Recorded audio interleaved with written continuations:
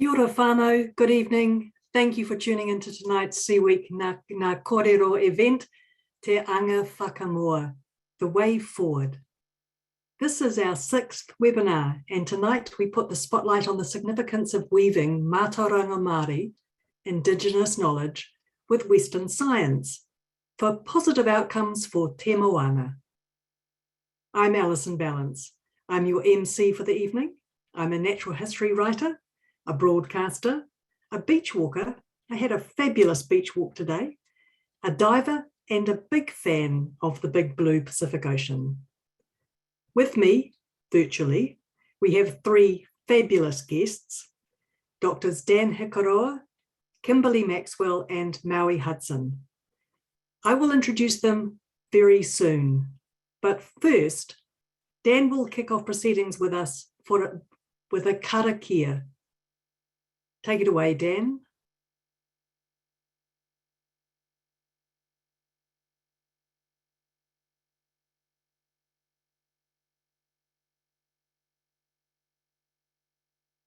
Yeah, you're muted.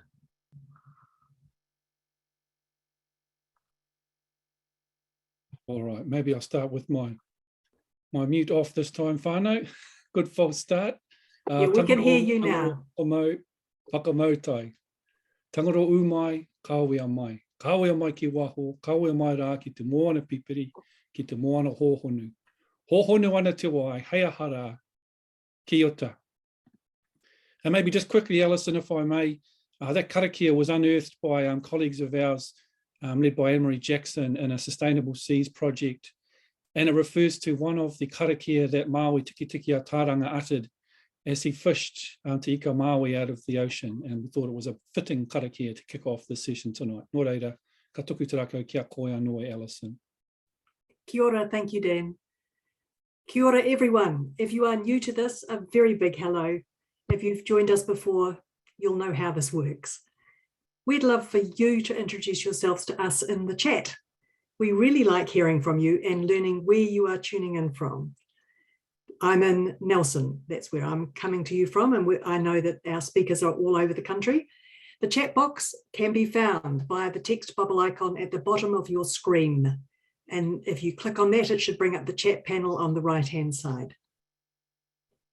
Before we climb into tonight's topic, a little bit of background about Seaweek Kaupapa Moana. It's New Zealand's annual national week celebrating the sea, Te Moana. While Seaweek's pinnacle of physical events has already occurred at the beginning of March, Seaweek's year-round mission is about exciting and inspiring all New Zealanders to renew their connections with the sea. And this is why Seaweek is hosting this Ngā Kōrero webinar series, exploring ocean kaitiaki here in Aotearoa, New Zealand. Throughout the Ngā Kōrero webinar series, we have put the spotlight on different topics to emphasize the diverse connections and the interactions that we all have with the sea. It's a reminder that our daily lives are intertwined with the health of our ocean environment. We'd like to say a big thanks to our longtime supporters of Seaweek, and in particular, those who have made this webinar series possible: the New Zealand National Commission for UNESCO and the Live Ocean Foundation.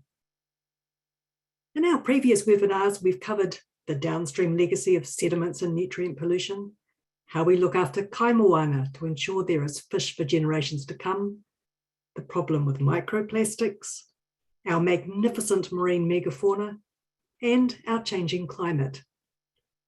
If you missed any of these, they are all recorded and available for you to watch at any time on the Seaweek YouTube channel, the Seaweek website, or its Facebook page. On the Facebook page, just look in the videos section. This webinar is also being recorded, so you can watch it again or share it with others. Let me properly introduce tonight's amazing lineup. First, we're going to hear from Dr. Dan Hikuroa from the University of Auckland, and Dan will introduce us to Māori and Taonga. Next up will be Dr. Kimberly Maxwell from Waikato University. Kimberly will talk about engagement and Mātauranga in marine planning. And our final speaker will be Dr. Maui Hudson also from the University of Waikato. Maui will discuss Mātauranga and ethics. And after all the speakers are presented, I'll ask them your questions. You can send in your questions at any time using the Q&A function, which, just like chat, is also on the bottom of your screen. Let us begin. Starting us off tonight is Dr. Daniel Hikuroa. Dan is a senior lecturer in Māori studies, Te Wānanga or Waipapa, at the University of Auckland, where he's also part of the executive team at Te Ao Marama, the Centre for Fundamental Inquiry. He's a geologist by training, and these days Dan explores the similarities and the differences between indigenous knowledges and science. He's a principal investigator with 2 centres of research excellence, Te Pūnaha Matatini and Ngā Pai o Te Maramatanga. Dan, over to you.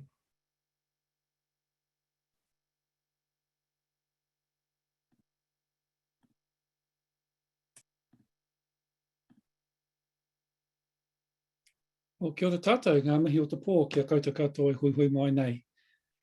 He ori tēnei a Ngāti Maniapoto, Waikato-Tainui me Ngāti Whanaunga, me Pākehā hau hoki. So yeah, just acknowledging who I am, whakapapa down to some tribal nations just to the south of Auckland and around, in fact, the university where Maui and Kimberley work, and on my mother's side on Pākehā. I think one of the other things that brings me quite great pleasure to be here tonight in particular is I'm the Cultural Commissioner for UNESCO New Zealand, and we're very proud to be supporting this event. And I need to ensure that the attendees that I didn't try and bully in using my position there. The invite came solely on the merit of the work I do, at least I hope. Hey or no, let's go for a bit of a hiding on some of these ideas that maybe you've been hearing a little bit about, but haven't had really the opportunity to hear a little bit more in depth about what they mean. And in particular, I'll focus on, I'll start with a Māori worldview, and just to try and really get us honing in, and then talking about a little bit about oceans and the Pacific Ocean in particular, before jumping in and spending a little bit of a time exploring the concepts of Māori and of taonga. So here we go.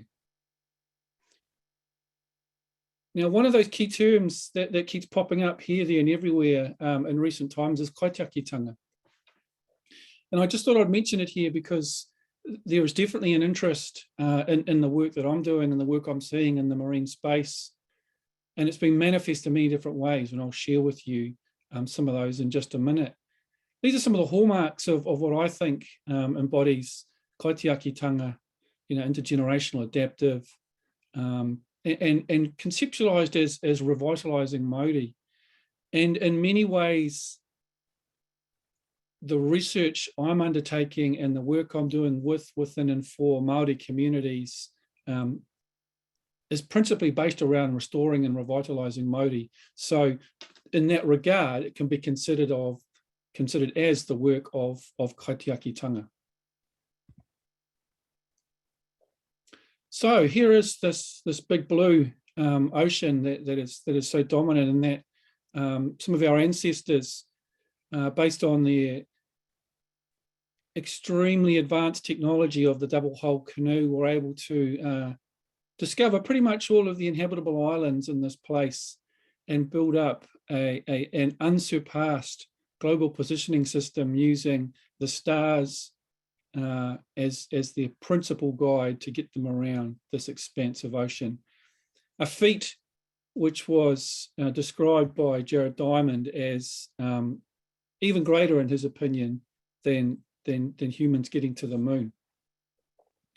So we know this today as the Pacific Ocean, and the name has come from somewhere else, but it already had some names and already had some understandings in the ways in which Polynesians and Māori and our ancestors associated with it. One of them, and I need to be clear, these aren't the only ones I'm sharing, but this is one of them, was Te Moana Nui a Kiwa, the great expansive ocean of Kiwa. And Kiwa was, in some versions, an actual ancestor, in some versions, a demigod. But the important part here is that refers to the physical ocean. The organisms that lived in the ocean, they were the uri of Tangaroa, the deity of the ocean. And that's maybe a name that many of you might be far more familiar with, Tangaroa. But a name that not many people are familiar with is the personification of the ocean and the hoa rangatira, the partner of Kiwa, and that is Hine Moana. And for many Māori groups, this was how they associated with, this is how they came to understand and link with the Pacific Ocean, Te Moana Nui a Kiwa, and its personification of Hine Moana, the feminine in the personification and the masculine in the physical aspect of the ocean. So let's jump straight into it. Mauri. Mauri is a concept that pertains to the life-supporting capacity of air and water and soil. It refers to whether an ecosystem or an area is vibrant and flourishing with life, or where Mauri is absent, where things have perished, or the ability for life is not strong, or systems are out of balance. Some of us may remember when the MV Renner ran aground on a reef in the Bay of Plenty some years ago now. Interestingly, that reef was given the name the Astrolabe because of a ship called the Astrolabe, which ran aground on that reef about 100 years ago. And despite the warnings of the local people on Motiti about making sure that better systems were in place to ensure that ships didn't crash into it again, nevertheless, this happened. And of course, they already had a name for it, that is Otaiti, the reef there. And so when this ship ran aground on that reef, this was one of the impacts. Birds washing up on the beach, dead, covered in oil. And now, whilst I can't see any of you at home watching with your cups of tea or maybe a beverage of some stronger derivision, I'm anticipating that you would have been a little bit kind of startled by that image. It's a confronting image. It's a tough image. And the reason I've used that is to try and elicit that response, because what you felt is real. Now, as a scientist, I was taught to ignore gut feelings, ignore those kind of visceral responses. But as a Māori, we're taught to embrace them. And what you're feeling is the impact of the Māori to those birds, the impact of the Māori to that environment. And so the concept of Māori was one of the most paramount mechanisms that Māori used in our interactions with the marine realm. And remembering that kaitiaki was conceptualized as maintaining the balance of Māori or even revitalizing or regenerating Māori when it was required. And some of you, I also remember that the recovery plan for the Rena included restoring the Māori to the pre-Rena state. And this was the first instance I knew of that that term had been used in an official Crown document. And ultimately, a decision was made to leave some of the wreck on Otaiti. I don't want to debate the reasons for and against that, but these images were taken some years after the Rena had been left there. And what's also important is while that decision-making was going on, it had been, in effect, a marine protected area. In effect, a rahui, a temporary restriction on any activity, had been placed on the Rena. And what's really important for us to link to Māori and rahui is that when the Māori of a particular area becomes degraded, say if a mussel bed becomes a bit depleted, or a fishing stock or a place of Kōrero or whatever becomes depleted, then the Māori degrades and the tapu of that particular area is raised. And the mechanism to restore the Māori is the rahui, is the temporary restriction on activity until such time as the Māori has restored and then the tapu comes back down to a more general level of noa, and so the rāhui may be lifted. Now, I raise that example now because traditionally rāhui were used way before resources became heavily depleted. And that's important for me to mention now because in a few slides' time, I'll talk about the use of rāhui in the modern context.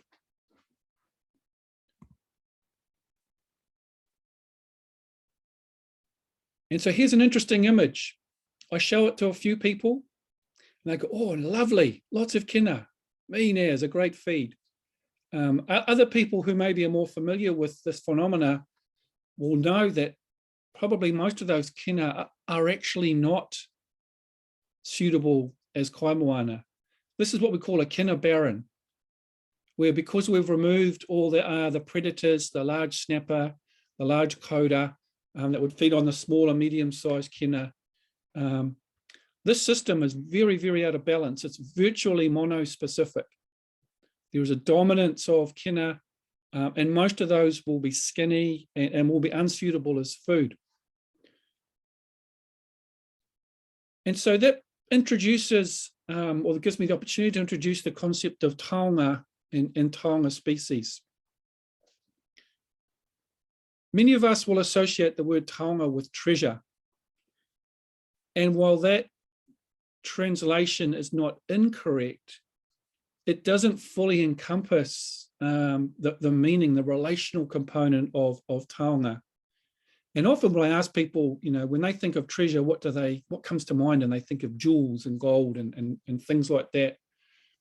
And so whilst some people might value treasure like that, a better way to think of taonga is in the active. And when I ask the question, what do you treasure? I often get different answers: family, relationships, being able to go for a surf in a clean ocean, being able to go and catch a fish or two for a kai. And so the important part of understanding the relational aspect of taonga is that for some coastal Māori, kina are considered a taonga. But kina in this state would not be considered a taonga because they are not suitable for eating. They're not suitable for consumption. And the value of the kina is in our ability to enjoy it as a kai, to offer it to our guests so that we can uphold our customary practices of manaaki. And so that's an important component to think of with this notion of taonga species. And one thing I often see is taonga species being equated for keystone ecological indicators. And whilst a taonga species may actually be a keystone indicator species, that would be purely by chance because the criteria for being a keystone indicator species, i.e. ones which indicate that the ecosystem is in good shape and in good health, are not the same criteria that are meant to be a taonga for coastal Māori. For some, it might be the hapuku. For some, it might be the koda. For some, it might be other things.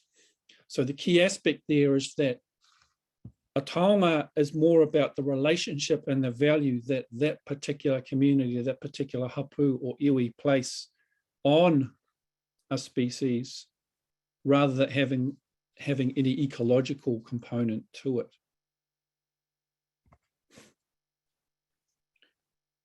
So something like this, beautiful, majestic creature, the humpback whale, Novanglia, what is it? Large-winged New Englander, Megaptera novanglia in the Latin. Known to many of our people as a tipuna, paikea. For some iwi, I understand, on the east coast of the North Island, the humpback whale, the name for them is paikea, and that is strongly associated and aligned with their ancestor, paikea. This is a taonga because of our relationship or their relationship with that particular species. And I think I'll actually, in the interests of time, I think that might be my last slide anyway. I might pause there because it's important, I believe, to hear from some of the research. No, sorry, I've got 2 more slides. The rāhui I mentioned earlier. So as a result of recognising that many kaimoana species around Waiheke were significantly depleted, the community came together and they decided action was needed. And according to the tikanga of our tupuna, when the mauri of some of your mahinga kai, some of your taonga species becomes impacted, you place a rahui. And so they placed a rahui on kutai, on kaura, on paua, and on crayfish, and scallops, on tipa around Waiheke, until such time as the Māori has responded. Now, the difference between the placing of this rahui and rahui placed in more traditional times was that there are virtually no kaura, there are virtually no paua, there are virtually no tipa, and very few mussels around Waiheke today. If Ngāti Paua had been in charge, I'm confident they would have placed a rahui 30 years ago, 40 years ago. So what it will mean is that the ability for this system, the Māori, to bounce back might take longer than we might normally expect. So I'm pretty sure that's my last slide. And I'll jump out and stop sharing so that you can hear from Kimberly. Nō reira, kia ora mai tātou. Kia ora, thank you, Dan. That was really interesting, especially hearing you describe taonga. That has completely broadened my appreciation of what a taonga species is. Thank you. Now, don't forget, listeners, and out there in the big wide world, and you are all over the place. It's great to see you saying where you are in chat. We have lots of teachers with us tonight, so hello to you. Don't forget, if you have questions for Dan, ask away in the Q&A and we'll ask them after all the speakers have presented. Now, as Dan said, our next presenter is Dr. Kimberly Maxwell. Kimberly is a postdoctoral research fellow in Te Kotahi Research Institute at the University of Waikato. She's a marine biologist with experience in fisheries and aquaculture and is working on the Moana project. Kimberly, over to you. Tēnā koe, Alison. That was awesome, Dan. Thanks for all your beautiful imagery, which is what the ocean is often what we see the most. Now I've got to remember what to do. Share screen. Share my presentation.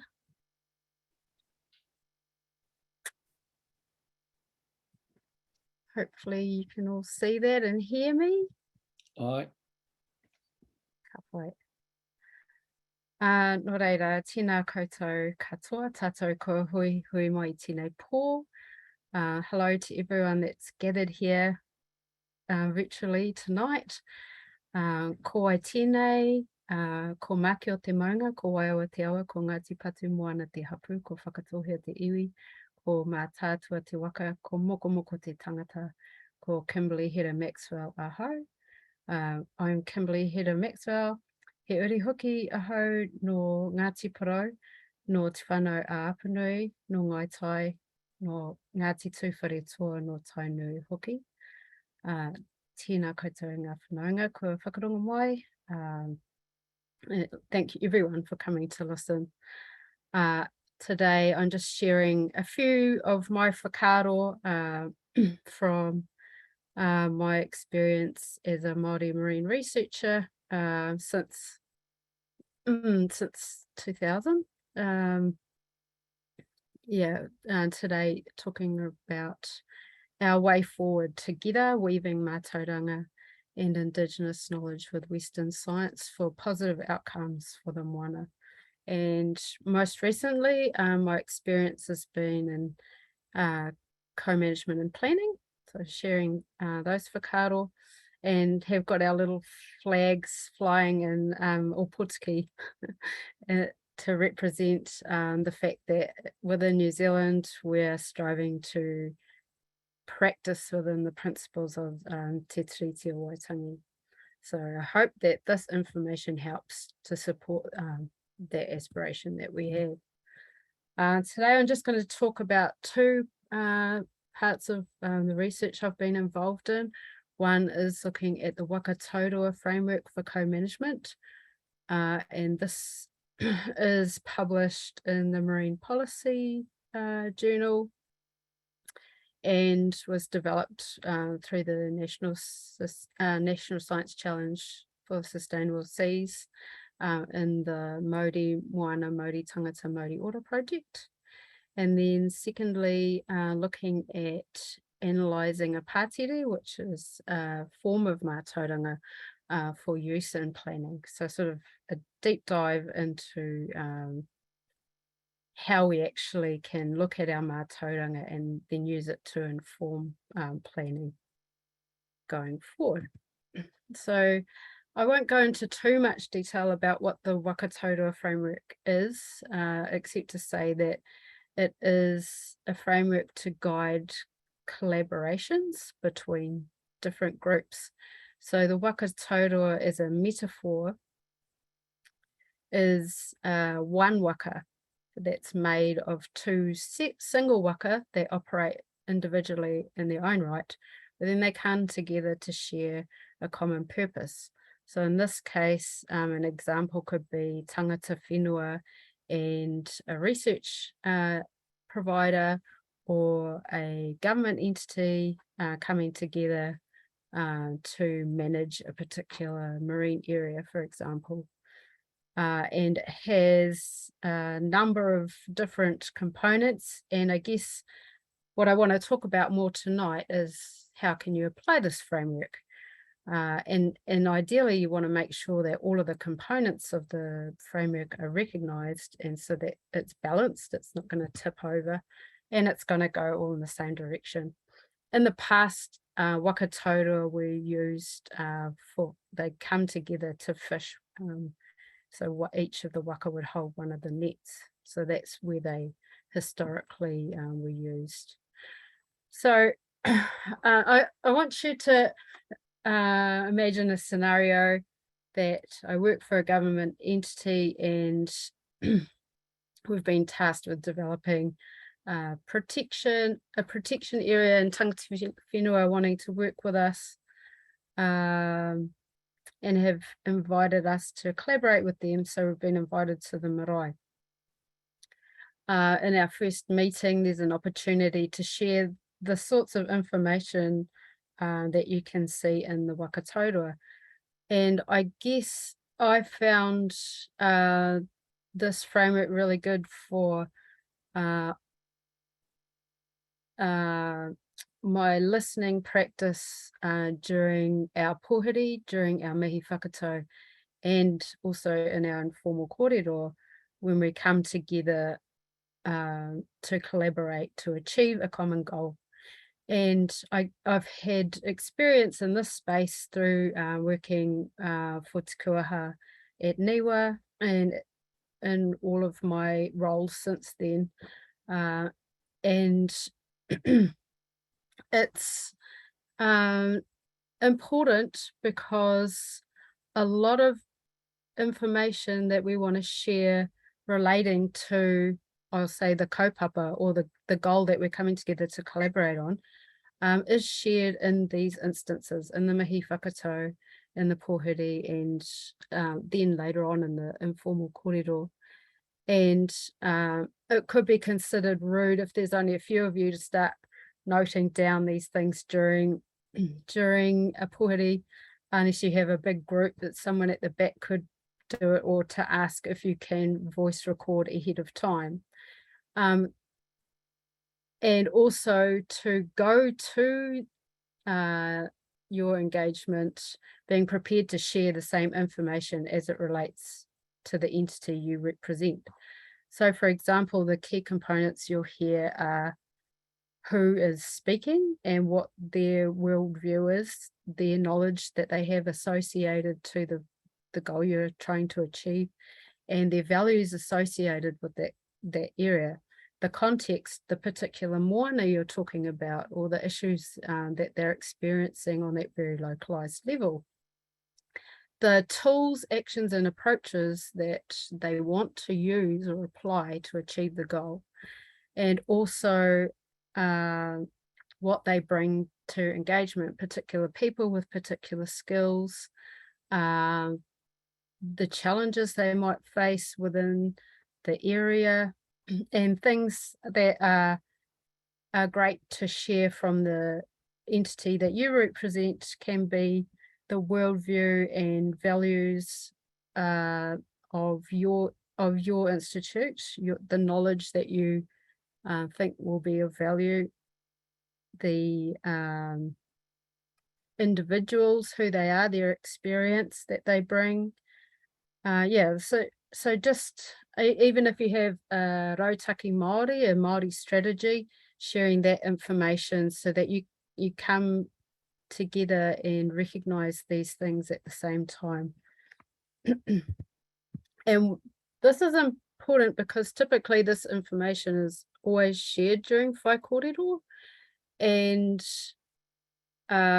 it's part of our Mātauranga Māori. So this is part of our knowledge system where we are sharing information, and it's important to pick this information up. And this is where, if you've been taking a real class, that it can come into light, because pōheri are conducted in te reo Māori, and the richness of the information is delivered in te reo Māori.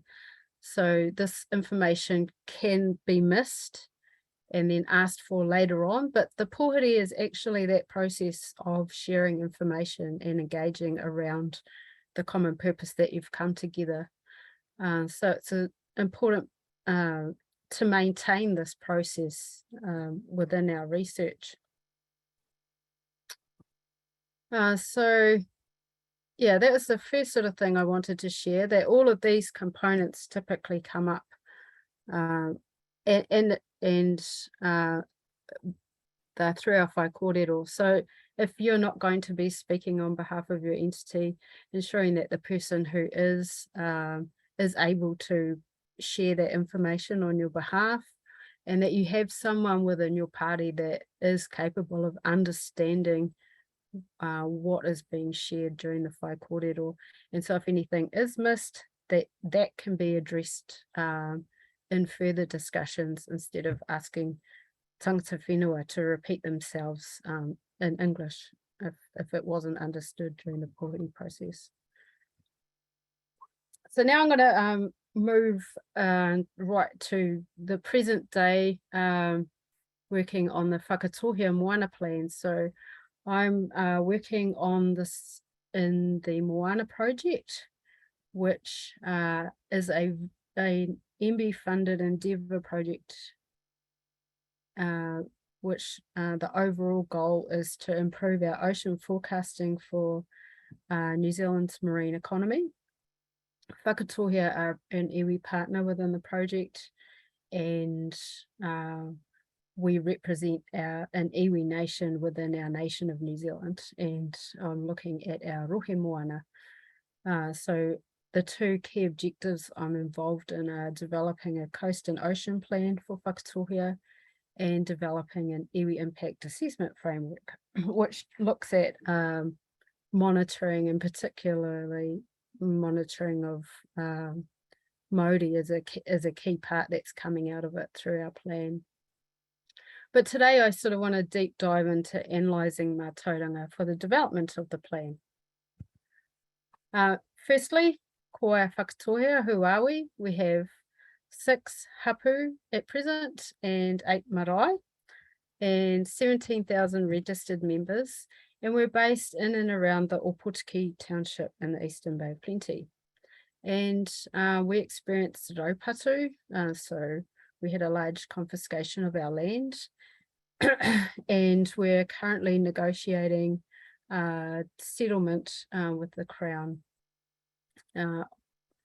of this grievance.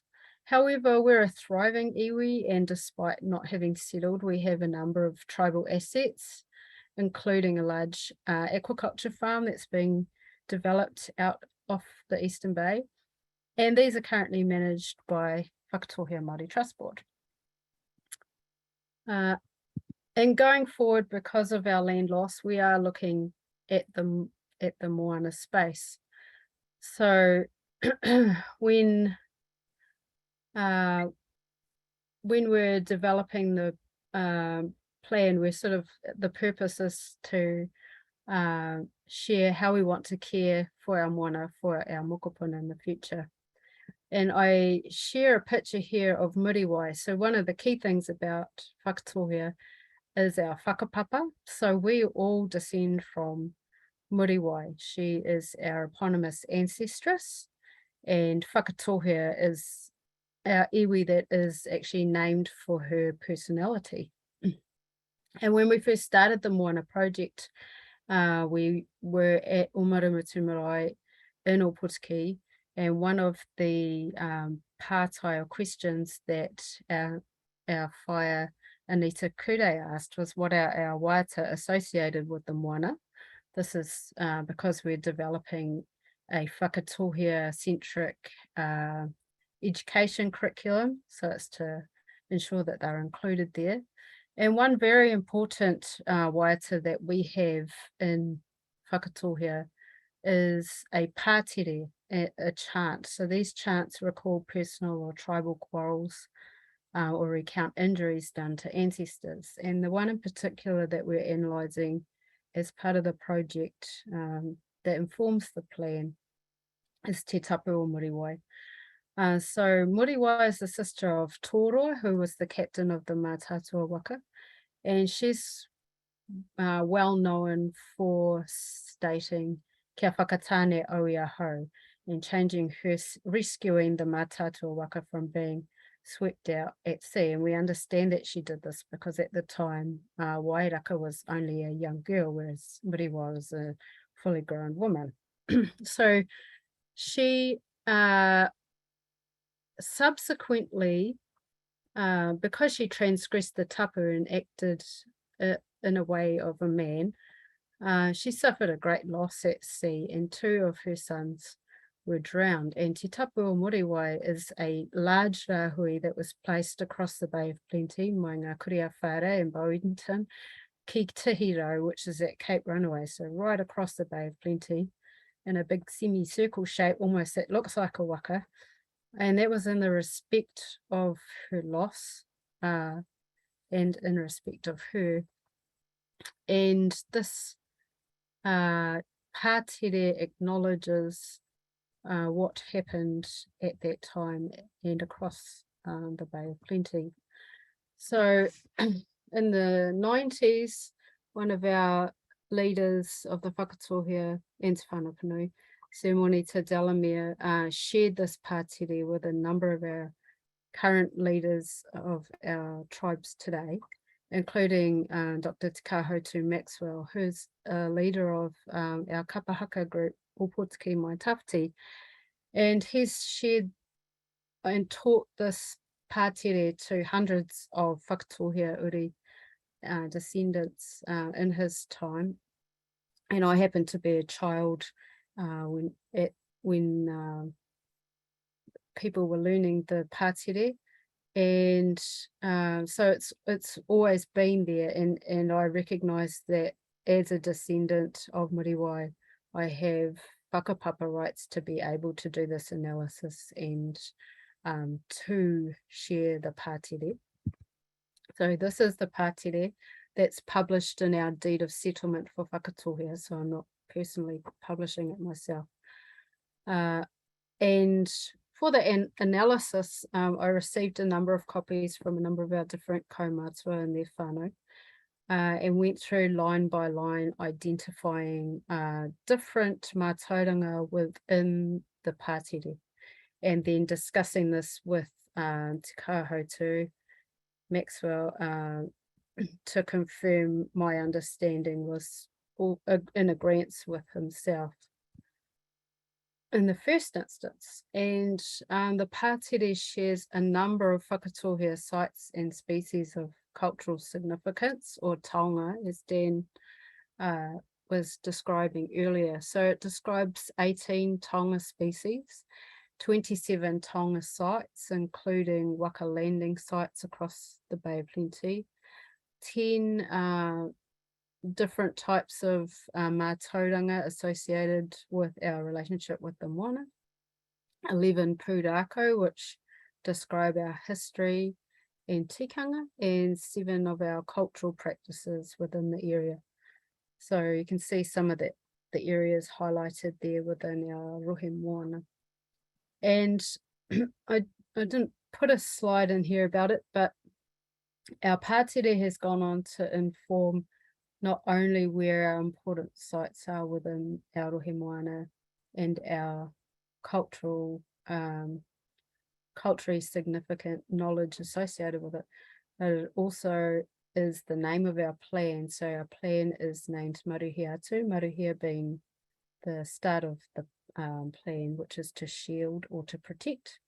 And then our structure of our plan is based on the name of Pōtiki Harbour, Pākahi Kura Kiuta Kura Kiwaho. So kura being the different components of the plan in an acronym, describing our kaitiaki and engagement, describing our values for the U, our issues and concerns for Raru and the R, and our priorities for the A, our hanga. And then the plan is Kiuta Kiwaho, so from the coast to the ocean. And there is a lot more that I could share, but yeah, I'll leave it there. Just two key things around engaging and also analysing mātauranga when developing plans. Kia ora. Kia ora, thank you very much, Kimberly. That was right, I had lots to say. No, it's great. It's really good. And as with Dan, I have learned heaps. I think probably the key thing for me was the sharing of the information, like paying attention and then really sharing. So thank you for that. And to all our listeners out there, thank you for your questions so far. We haven't actually had very many. Do jump into the Q&A tab at the bottom of the screen to add your questions. We do like hearing from you. We do like challenging our presenters. And our final presenter tonight is Dr. Maui Hudson. Just bear with me for just a second. Maui is an associate professor at the University of Waikato, where he's director of Te Kotahi Research Institute. In his work, he focuses on the application of Mātauranga Māori to decision-making in areas ranging from new technologies, think gene editing, to health, the environment, and innovation. He is also a principal investigator at Te Pūnaha Matatini Centre of Research Excellence and is involved in the Moana project as well. Over to you, Maui. Kia ora, Alison. O te ra kia ora koutou katoa. Mihi ana kia koutou tēnei pō. Yeah, look, it's been really interesting sitting here and listening to Dan, who's been working in the space for a number of years, and also to Kimberly. So I work with Kimberly. We both work at the same institute at the University of Waikato, and we're both on the Moana project. So when you see my slides, you'll recognize the same Moana project blue, which I'll show up. But I guess the other thing I want to say is my background was really in physiotherapy, and then I found myself working with scientists and data nerds. So there's all these things about, you know, you sort of learn things and pick things up as you go along, and you never stop learning. So, and I think we always find ourselves working in places which maybe we never intended at the beginning of our lives. I did want to talk a little bit about I guess some of the experiences I've been fortunate to be involved with. That have been really thinking about this sort of interface between Mātauranga Māori and science, and the ways in which we start thinking about, you know, what does it mean to get involved in cross-cultural knowledge exchange, both from a sort of a values point of view and the way you interact, but also in the way you sort of think about the information and understand it. And I think we've seen, you know, really good examples of that with what Dan and Kimberly have shared earlier this evening. But I just want to give a little bit of context to my relationship with Moana. I'm from Whakatohia, the same place as Kimberley, and so we're sitting by the coast. We're engaged with the Moana for recreation, for kai, for a sort of variety of reasons, and more recently with our iwi for commercial offshore mussel farms, and they're reflected in the picture on the right hand side, which is both the areas which an area which we already have consented, which is the sort of the pinky purple one, and then the blue areas which are being negotiated to return through our treaty settlement. And as a part of that, we've been sort of describing this area as a marine area of interest, extending from the coastline out past Whakaari. Not as a boundary and something exclusive, because we know the shape of the Bay of Plenty. So everyone as they head out from wherever they are along the place, sort of gravitate towards Whakaari as well. But just as a place where we've got particular relationships with, and I think some of those relationships sit within that space, but also extend beyond those boundaries, and those were reflected with what Kimberley showed with the pātere as well. And I've been really thinking for a long time, partly out of my background as a physio, because I went from being a physio to learning te reo and sitting alongside healers, and thinking about the sort of the similarities and differences between the kind of practices that we were doing and what it was that, how we understood what was being done and the logic that sat behind it.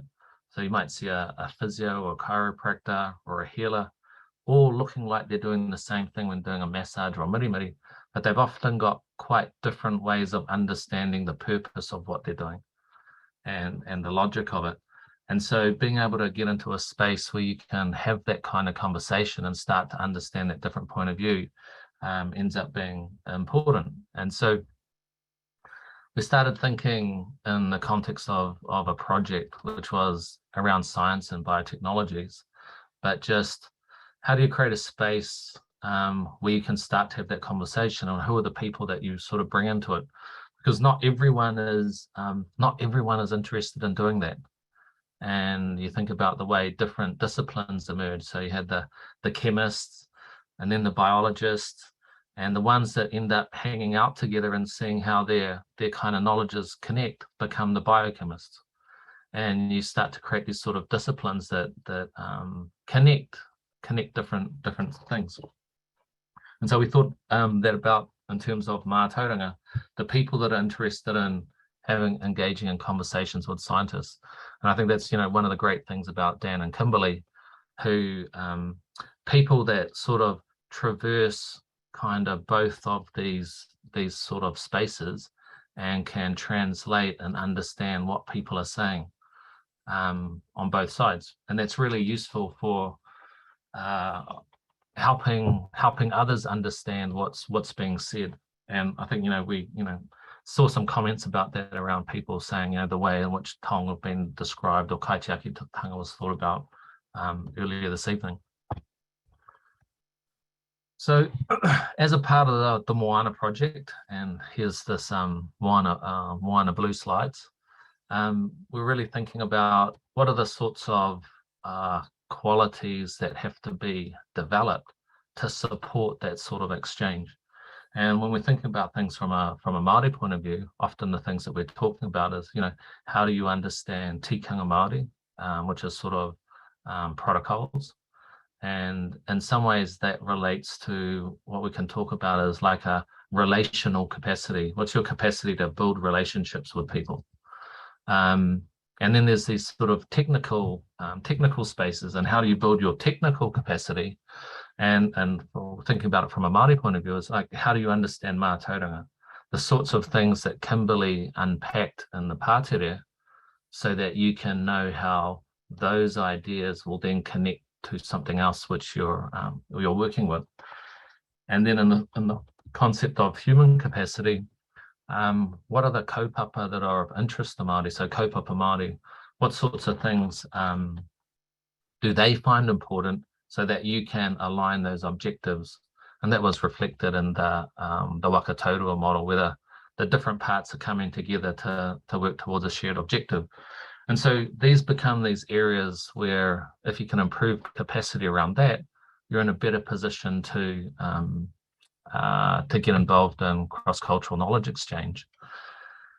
And so this is sort of thinking that's emerged from different projects, and then through the Moana project, really thinking about what kinds of resources can you then put in place that would support this outcome as well, whether that's knowledge resources, network resources, or data resources, given the sort of space we're working in. And so I don't really need to talk about this much because this is just a different sort of view of what Kimberly showed earlier. I'll have to get a new slide. I really liked that was kind of first time I've seen that one, so I was like, that was cool. But this whole idea of being able to unpack knowledge and reflect it to people, but do it in ways in which become a little bit more accessible.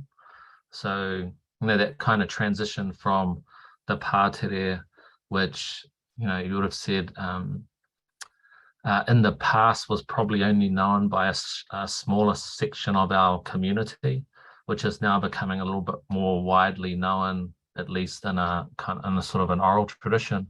But now we're at the stage where we've started to think about, okay, how do we write it down and start to share it more broadly with people, not only of whakatohia, but of our community or society at large.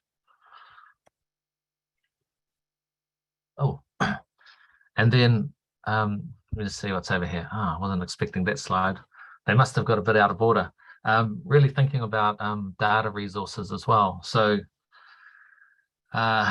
increasingly there's more and more information that's available, and a lot of the things that are happening in kind of science spaces where there's monitoring and measurement going on, we're generating, more and more data resources. Now, this has got implications in a variety of areas, because as we start to surface Mātauranga and make it more available for other people, the way in which that's used by other people then becomes subject to criticism if it's used in a way that we think is inappropriate. And the potential for that Mātauranga to be appropriated or misappropriated starts to emerge. And that's obviously where having relationships becomes important, so that you can kind of touch base and make sure that your sort of use of that knowledge is being done in an appropriate manner. But it's something that has to be thought about, just given the ease in which knowledge and information can be shared now. Everything's accessible at the click of a button, when before you probably had to go visit an auntie and have a kōrero with them and a cup of tea and something else before you could find out what they knew.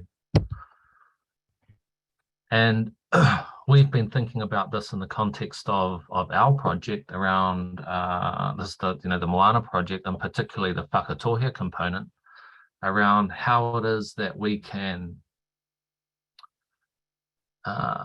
sort of provide some protection to that knowledge and give some guidance to other people that come in contact with that knowledge around the sorts of things that we think are appropriate. And you'll see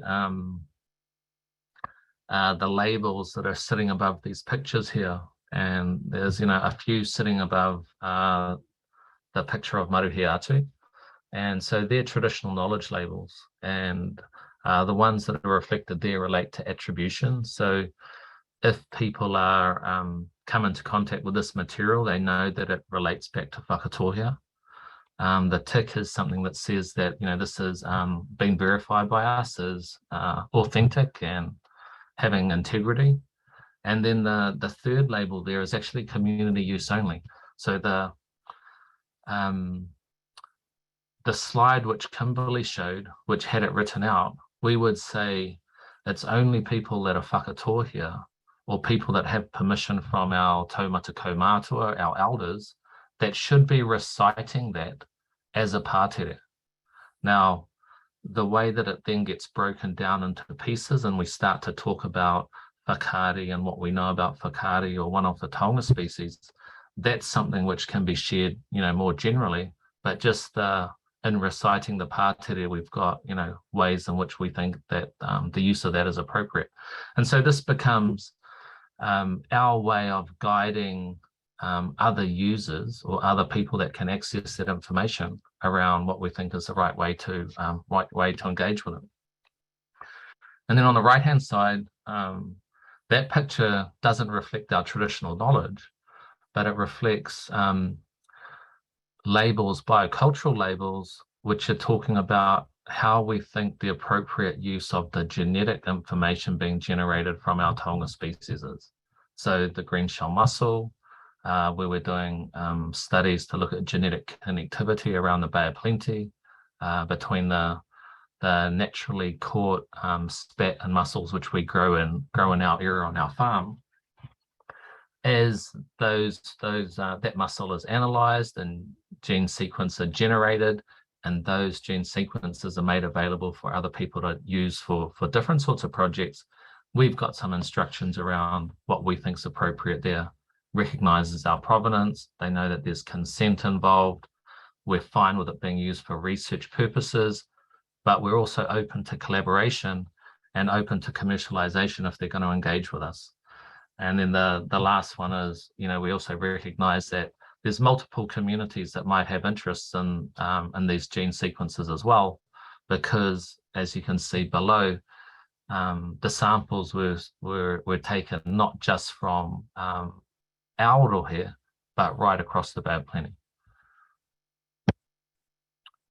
So I think the third part that we've been thinking about is the way in which people build their relationships and develop networks so that they're in a position to start sharing information. And one of the ways we did that was by creating Te Ahu Rehua, which was a network for cross-cultural ocean knowledge. One of the sort of sources of Mātauranga, which we thought was going to be useful in the context of the Moana project, as we thought about ocean modelling and currents, who are the people that understand that best? And it's probably the people that spend time on the ocean, the non-instrument navigators. And so we created a space that allowed conversations to happen between those people and marine scientists and people with interest in the ocean and conservation. And so we brought them all together, and we had these events where we talked about the different things that we knew and could share that together, both as exercise, within sort of, I guess, a learning space, but also out in the ocean itself. And it was one of the events which we held in Whangaroa. And so just in closing, I just want to sort of bring it back around in part to where Dan had started in terms of talking about Māori and the importance of Māori. And, Kimberly reiterated that, and she talked about the different objectives which we have in terms of the coastal plan which we're creating. And this is the sort of the things that we've identified as being important. And you see the one up the top, which acts as an overarching one, is Kia piki te Māori o te ako me te Moana, which is to improve the well-being of our coast and marine environment. And so this represents the next sort of activity which we're getting involved in, which is not just about that, but thinking about how we can do it.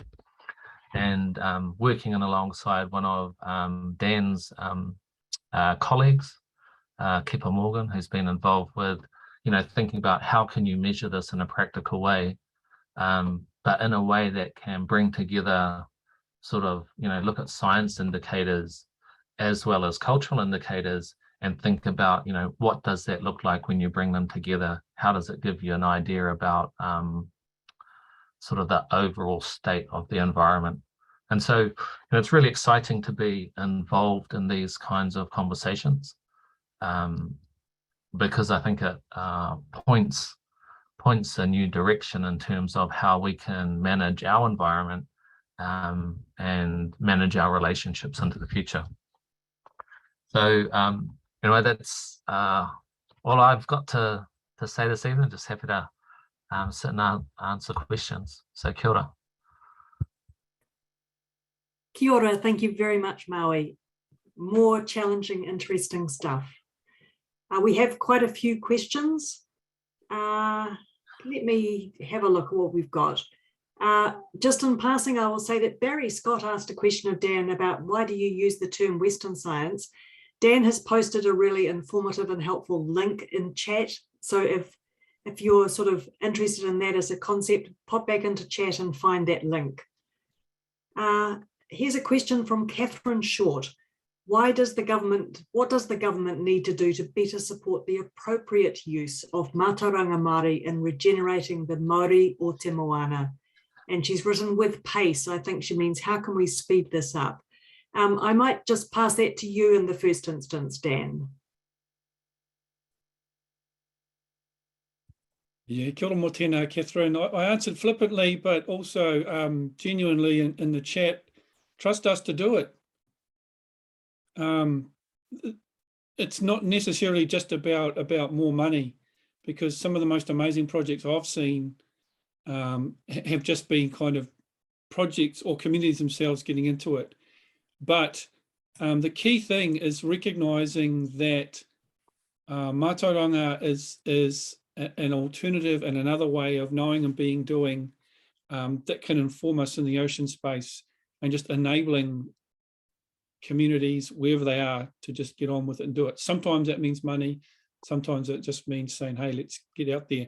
The important thing too is that we can't do it on our own. We need everyone's help in this mahi. It's important. Kia ora, thank you, Dan. Next up, I have a question from Maraika Ransom, which came after Kimberly's talk, so perhaps you would like to answer it, Kimberly. Does Waka Taurua as a metaphorical framework for facilitating the development of collaborative initiatives have a wide application? Are there any areas it wouldn't be appropriate in? And is it at odds with tino rangatiratanga? There's a few things in there, so let me know if you want me to read them again. I don't think it's at odds, because it was developed also building on the 3 treaty houses framework.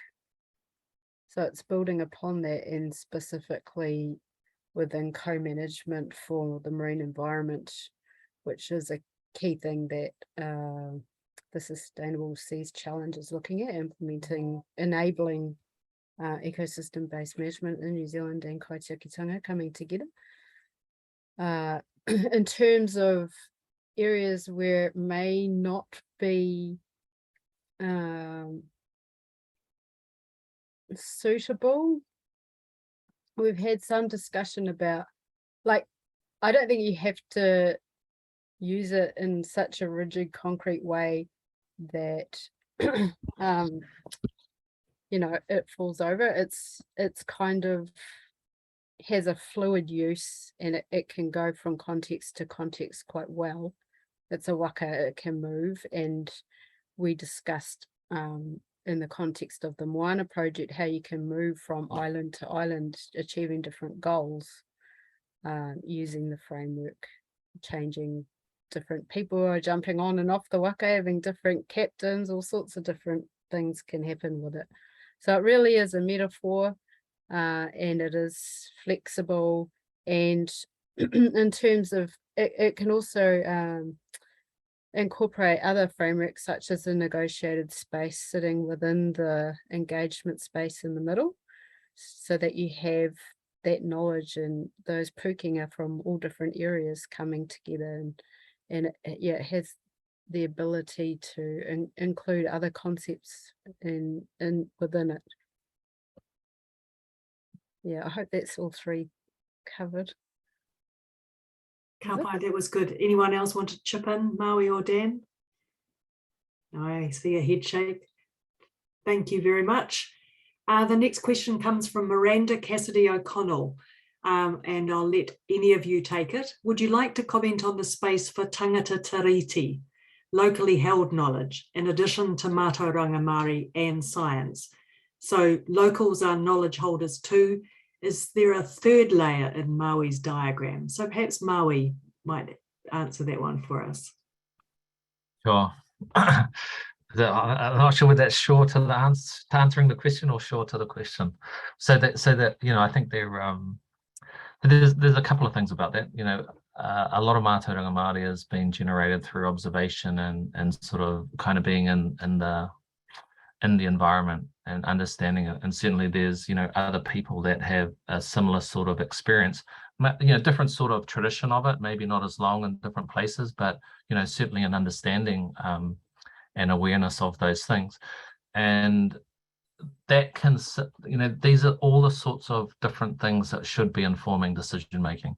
And if we're moving towards more sort of local control, you know, participatory approaches towards decision making and environmental management, then all of these things are sources of knowledge that can kind of help bring about sort of understanding what's going on, understanding the changes that are going on.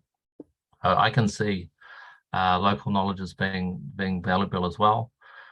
Where it sits in the mix will be really up to the players. Certainly, you know, we're always in a position where we like to prioritize kind of Mātauranga component in the context of a treaty relationship. And I think often some of the tangata treaty local knowledge gets marginalized by the science sort of the science rhetoric as much as Mātauranga has been in the past. So, you know, I think we both suffer from that at times. And look, I think I'd love the opportunity to jump on this one too. Kia ora, Miranda. For complete transparency, I'm working with Miranda in one of her roles out on the Waiheke Marine Project. So it's relating back to the Rahui image you saw in my presentation. I think it's a critical role, and it just reiterates my answer to Catherine's question. It's going to have to be a collective effort. The emphasis on tonight has been about giving Mātauranga the stage that it hasn't had for the longest time. And so we really need everyone on board with this. And maybe another kind of response to that is, you know, some work I did with and alongside Ngāti Whātua Ōrākei was looking at restoring Māori. So obviously, you know, a Māori approach to things. But we drew on the information of the boaties in Ōkahu Bay, of the folks in the marina there. And even though ultimately we found that the boats in Ōkahu were poisoning the bay above kind of recommended limits and the boats are now gone, we wouldn't have done that without everyone's input. Jocelyn has a question that kind of follows on then, I think. As a well-meaning Pākehā educator, keen to explore cross-cultural learning, how much and what right do I have to share aspects of Mātauranga Māori, particularly if I am unable to arrange for a representative from mana whenua to come in to share knowledge and insights? Should I hold off exploring Mātauranga Māori until I'm able to arrange for a visit by mana whenua? And can I use some of the information you have shared tonight with my ākonga?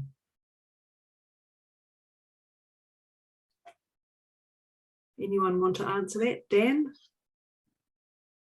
Yeah, I think I answered an earlier question. Anything that I've shared tonight, feel free to use. And so there's layers to that question. And it's an awesome question. And I am working with the ministry who said, I think most Māori scientists out there are really supportive of the direction of travel you're going in, but we need to equip our teachers appropriately. So there's different layers.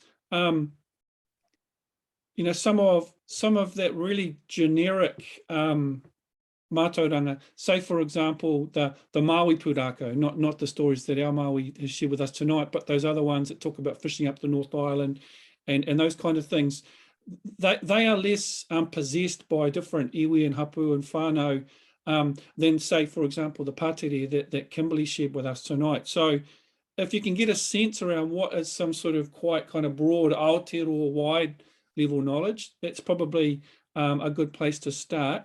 The other thing is, I'm not too sure in your region, in our local area, we have the Māori Achievement Collaborative, the MAX, because the other thing is that sometimes it can be very taxing for mana whenua groups as well, and getting a good relationship with them and maybe being quite strategic and not all the schools in one area trying to hit on one particular group. I can imagine, for example, all the amazing stuff that's happening down in Whakatō here you know, I can imagine their emails and their phones are probably ringing off the hook. So if there was a little bit of strategy amongst the schools even to maybe give some of our whānau hapuiwi groups the opportunity to engage where they have the opportunity.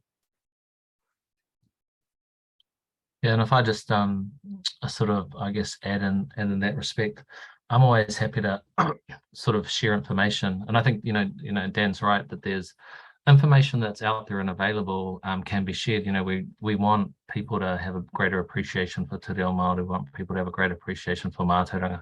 And the only way to do that is to engage with it. I think there's where the alongside that though was really the sort of the tikanga aspect. And I think often when people are engaging with Mātauranga, that's the bit which they're forgetting. And there's sort of some kind of tikanga elements that come along that even if I know a bunch of stuff, I don't go into someone else's area and tell them. So I might have learnt it, but it's, you know, when how you would teach your students to know when they share it or when they I'm not so sure I'm explaining this the right way. When they use it as a sort of a statement, like a statement of fact. And I don't know, I hope this kind of makes sense because, you know, you learn something, you say, well, I've been told by my tutor, therefore it's true.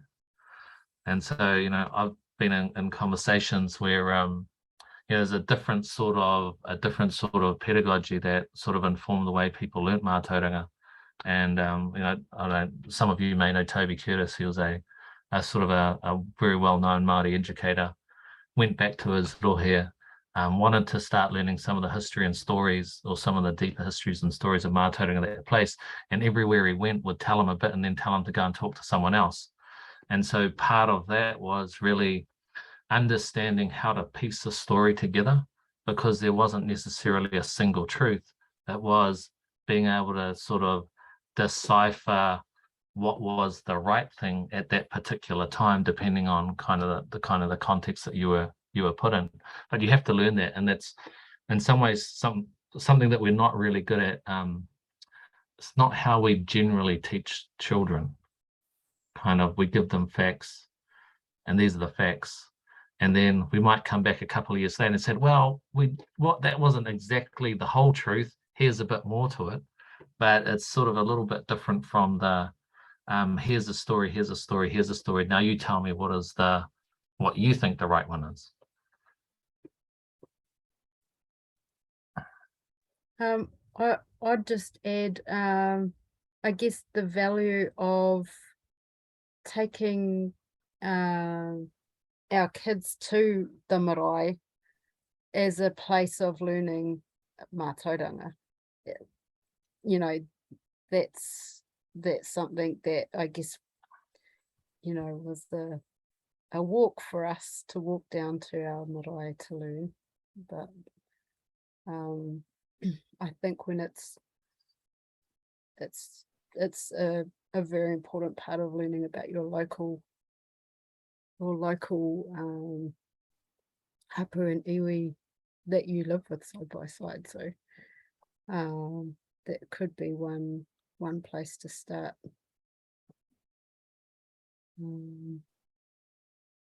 Yeah, I admire your proactiveness, not waiting for the New Zealand history curriculum to come to you. You're getting out there and pursuing the knowledge. So yeah, I really respect that and admire that. There is a similar question, Kimberly, from Mihi Hana, which is, can you see the Moana project translating into the education space? And there seems to be a disconnect between science as a subject taught and Mātauranga. So can you see the Moana project in the education space? Yeah, certainly just in the time that we've been working on it, a number of climate change degrees and meteorology degrees have papers and degrees have started at universities involved in the project. And I think through some of the work that's taking place, for example, understanding Mātauranga for climate change response, which one of our students, Rangihuri here, McDonald, is working on, can inform an education curriculum, for example, and understanding the science behind marine heat waves would be very important in terms of climate action going forward, how we respond to our warming seas. So yeah, certainly there's a great deal of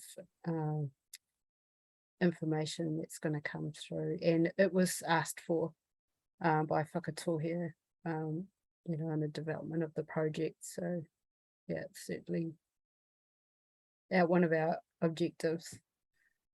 Yeah. Now, sticking with education, but just moving up to the university level, we have a couple of questions here, which I'm just going to run together. Cornell Tukere, kia ora koutou, beg your pardon, kia ora koutou katoa. From your experience, how supportive are the institutions like whare Wānanga, universities, to Māori concepts like Maori, tapu, noa, especially given that these are non-Māori institutions? And I'm going to also read out Toria Scott Fife's question, which is following on from the last two questions. What do you think are the best ways universities can incorporate more Mātauranga, especially in departments like the one in which I'm a student, where there aren't any Māori in the faculty?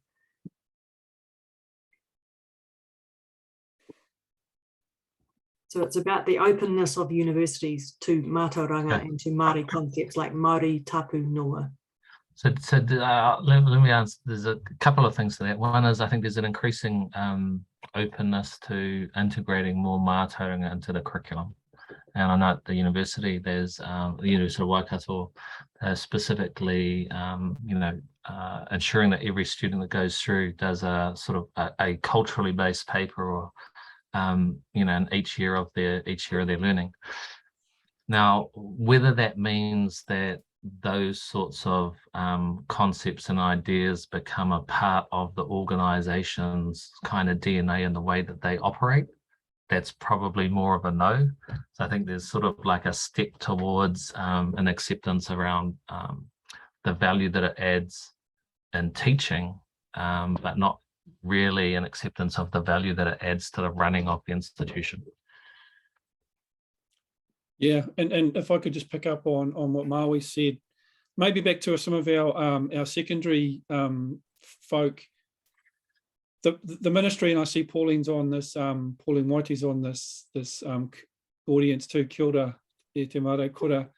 The ministry has recognised that we need to probably get a little bit better planning and thinking around this. So rest assured, there is some thinking going in to ensure we can get this right and get the resourcing to you in the right way. With respect to universities, the graduate profile at the University of Auckland has just been updated so that every graduate will have familiarity with kaupapa Māori, Mātauranga Māori, and te tiriti o Waitangi. And so how that manifests will be similar to what Maui is saying here at Waikato, where you will have to have undertaken some papers to ensure that you have that familiarity. There is also moves to build kind of streams or pathways or whatever the wording is to include Mātauranga in the places like the sciences. It has appeared in ad hoc ways, maybe over the last 15 or 20 years. I know Canterbury offers stuff. I think Ocean's on in the audience here. I know she offers some pretty awesome stuff down at Vic as well. So it's happening in spite of the infrastructure, but my guess is it will be happening in an enabled way, kind of in the very, very near future.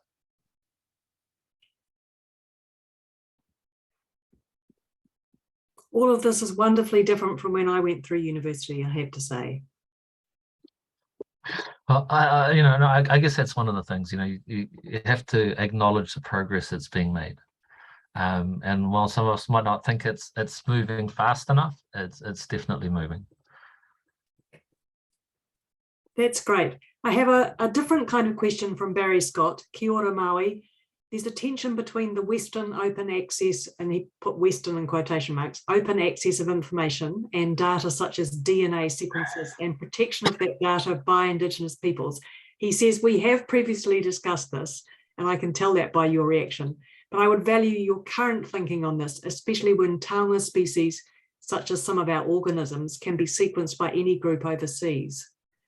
And that's a specific question, but yeah, I'll try and make it understandable to everyone else. So, you know, in the same instance, you know, I think there's this there's been this in sort of growing practice that all information that's generated should be made open, and particularly not just the sort of things which you publish at sort of the end of the project, but the data which you use within your project. So what you generate to then help inform your insights should also be made available for everyone else to be able to kind of look at and decide whether, for a couple of reasons. One is the sort of check as an accountability, but also if people are funding, if governments are funding that information, they don't want to pay someone else to collect the same data for a different project. So, you know, can we reuse it?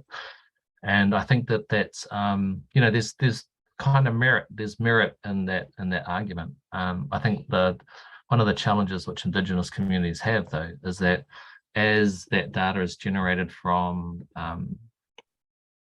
their territories or from their taonga, that it becomes a way of appropriating that information. And what happens is, as it moves into kind of the space where people can share it, the people that get acknowledged and recognized aren't the Indigenous communities, it's the researcher. The researcher has their name on it in the record, you know, whether it's in terms of a copyright, whether it's in terms of authorship. That's the thing that sort of persists out in the environment, and the link back to the community gets lost. And that's the sort of appropriation which communities are upset about, because they might agree, you know, they might be supportive of the project they're engaging with, but then it's what happens afterwards, it removes them from the picture. And so really needing to think about ways in which that connection to the community can be maintained. And so that's what we're trying to do through the use of the traditional knowledge labels and the biocultural labels, is to always have the community present on the record, regardless of where the record goes. And, you know, it can still be in an open space. I think the conversation about whether it's open or needs to be restricted can be independent of the one that is just acknowledging and recognizing Indigenous communities' relationship with that information. You're nodding, so I'm guessing you understood, and I hope that means everyone else did as well. Yeah, I did, thank you. A final question for Kimberly. Peter Miles would like to know, can you compare and contrast a he awa whiria approach by collaboration between Western science and Mātauranga with waka tuarua? Taurua. Do you know that model, Kimberly? Is it braided rivers? Yeah, and gas in them. But you have to refresh me on how it works. Sorry. You have different knowledge systems, and they just like Maui did. Do that again, Maui. That was great. We're on video. It's visual. Yeah. Look, I've had sort of had conversations in the past around the connection between he awa whiria and the negotiated space, and you know, I think, you know, because Kimberly and I have been sitting in the same space, we've talked about he waka taurua as well. You know, I guess at their base, they have the same intent, and same sort of purpose and intent in terms of the value of those knowledges being in a relationship with each other, and being able to contribute towards some sort of outcome. I think sort of like that, in some ways, the difference may relate to the imagery as much as anything else. You know, there's just sort of the metaphor that's been used. I think you find with some of them, they focus on a different part of the relationship. But, you know, I think they're all useful, and they all have a place in terms of helping people understand what might be possible. There you go, Kimberly. Yeah, trying to remember what it means. Sorry, that might be the difference between the two. Hopefully. Yeah. Goodbye, we'll leave it there. I just would like to say to all our listeners out there, if you haven't looked at the chat for a while, do pop into the chat. There are some really interesting comments. There's a few useful links in there that sort of are building a broader picture beyond what our lovely speakers have been talking about. I have one final question for our panelists. What does a healthy ocean look like, and what steps would you suggest we can take to achieve that? And I mean in the context of tonight's discussion about Mātauranga, but also what can we as citizens do to help our oceans be more healthy? Kimberly? Yeah, when we were talking about Waiheke Island, I mean, I have whakapapa to there from Nyungu and was involved in the Taking Stock project where we looked at human and climate change induced impacts. And I specifically looked at oral histories, which include like between 1900 and 1950. And so we often talk about baselines. This is kind of sciencey. Talk about baselines and what would Māori look like if it was, you know, what time in the past might it look like. And in that project, I was able to listen to pre-recorded interviews about Waiheke Island's oceans, that the koura were so abundant that you could swim down and it was like picking daisies out of a garden. And you could catch hapuka using a 12-inch crescent. You just had to know the right tide to drop your crescent down and you'd pick them up. You know, those local stories of the whānau that lived at Waiheke Island described an abundant, thriving, and I'd say very visual. When you're under there, even on top, you can see snapper coming to your feet there. There's just so much more to see, and when you're engaging with the moana, it uplifts you. And yeah, those stories certainly bring it to life, and also the sounds associated with the moana, the calls of the birds, not to be taken away. So yeah, acknowledging that information that has been shared in the past, and then hopefully aiming to return to a place where when you're engaging with the moana, you get that same thrill, that same proudness, and that same uplifting feeling for yourself. Kia ora.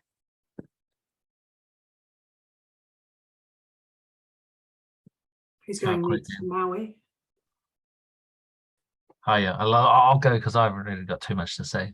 I think that, you know, the thing really is to do something. You know, if you just talk about it, it's just, you know, things aren't going to happen. I think that's, you know, from my point of view, the fortunate thing of being involved in whakatohi and being sort of actively involved in the sort of conversations we're having, both in terms of the commercial activities, but also with the Rohe Moana plan and the sort of this mahi that's Kimberly's been doing for us as well. So, you know, sort of actively thinking about what needs to happen to improve our relationships. And I think it was the interesting thing about the marine plan that's been put together is a lot of it is actually more focused on the relationship, and the more that people are involved with the moana directly and they have a relationship with it, the more they're inclined to care for it. And that was also something that came out of, you know, some of the work that Rangi Huri had done. She had this great what's her, have you got that saying? What's she say? Something, I'll have to try and see if I can find it. Anyways, carry on, Dan, and I may get back to you with something later. Ka pai. So, I mean, you know, what does a healthy ocean look like, or what does a thriving Māori look like? It's such a visual kind of response to me, but I'll try and paint a picture for you. You know, I do like to go and catch a fish here and there out on the Hauraki Gulf. And one time I was out with some buddies, and there was just this amazing event. There were takapu gannets diving into the water. There were Arctic terns bouncing around. There were seagulls, black-backed gulls, and red-billed gulls all around. There were balls and balls of bait fish. And then there was the kahawai coming around the side, and the ara, the trevally. And then there were dolphins kind of circling and coming through, and there were haku and kingfish. And then even in the distance, we saw a few sharks kind of doing their thing. And we just stopped fishing. We were just enthralled with this, this amazing scene in the ocean. And then as if it couldn't get any better, these enormous gargantuan mouths just came up through the middle of the meatball of fish, some Brutus whales, and took huge gulps full of the bait fish. And right then, any thoughts of fishing had kind of dropped us. And that was a sense right then that the Māori of the ocean at that place was about as good as it could be.